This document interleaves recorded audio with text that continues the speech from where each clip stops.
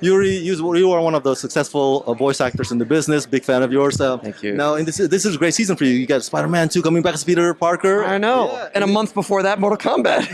yeah, you're doing Smoke. crazy, Yeah. yes. So, fun question. Yep. How do you alter your voice for Peter Parker to Smoke? How do you make that difference as a voice actor? It's it's all attitude shift. I am not one of those chameleon voice actors where you can't tell it's me. And my voice, I rarely change my voice up too much from character to character. What I do depend on is that the writing is different. That the character is different, that the environment is different, that the circumstances are different, then that changes my voice enough, just character-wise, so that you don't feel like it's just the same character every time.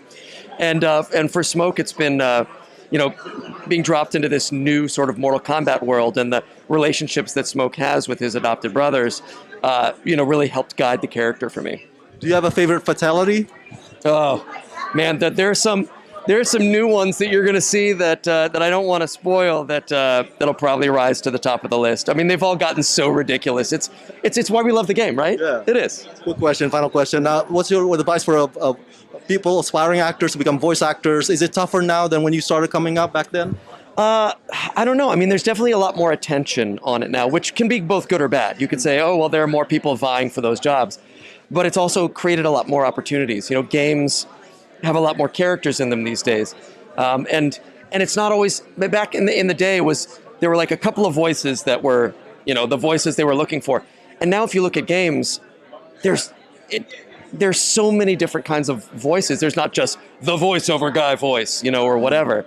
So I think there's a lot of opportunity. I would say if people are interested in doing it, to fall in love with acting, and storytelling. Because a lot of the time you're doing it, you're not going to get paid. So the love has to drive you. So find out if you're in love with it. And then my friend D. Bradley Baker, who's an amazing voice actor, has a website called iwanttobeavoiceactor.com. It has a wealth of information. And my wife and I wrote a book called Voiceover Voice Actor. You can find it in your library or on Amazon. And it talks a lot about the business and how we sort of got going. And there are plenty of resources. Great advice. Thank you so much, Yuri. Oh, thank you. Dominic and Kelly, how are you? Welcome to our Comic-Con. Thank you. Pleasure to meet you. Good. Now, Kelly, this is my first time interviewing you. I want to ask, what do you find the difference, or what's more fun, live action acting or voice acting in the game? Oh, voice acting by far. Yeah, how so? Because there are things that I can do with voice acting that I could never do in real life. Yeah. Right? Like the amount of martial arts skills that you have in real life can only go so far. But when you're doing a voice character, you can do anything. Right? They have you, ripping people open and decapitating and, all that kind of fun stuff. I mean, it's just so much more violent. In this game in particular, the characters are so well developed, and the storylines are so well developed as well that you really feel like it's like a feature film in a way. Yeah. Dominic, what is the need to reboot Mortal Kombat again, and what's the upgrade on the fatalities this time?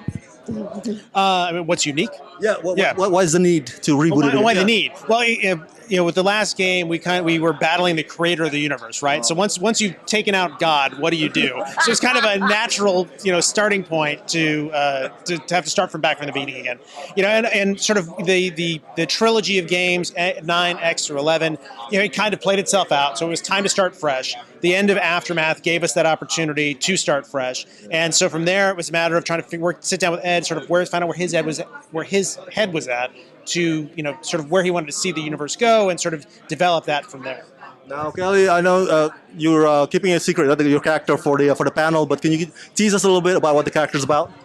Well, is this going to be airing after the panel? I hope so, yeah. Okay, well, so if it airs after the panel, I can tell you that my character, Li Mei, is going to be coming back to Mortal Kombat, I should say. I don't know how many years it's been since this character had been in play, but apparently a lot of years. Yeah. But so yeah, I'm excited for people to see this character and not see me as Devora anymore. She's as badass as you. Way more badass than I could ever be. Dominic, Kelly, thank you so much. Pleasure. All right, have a good day. Thank you so much.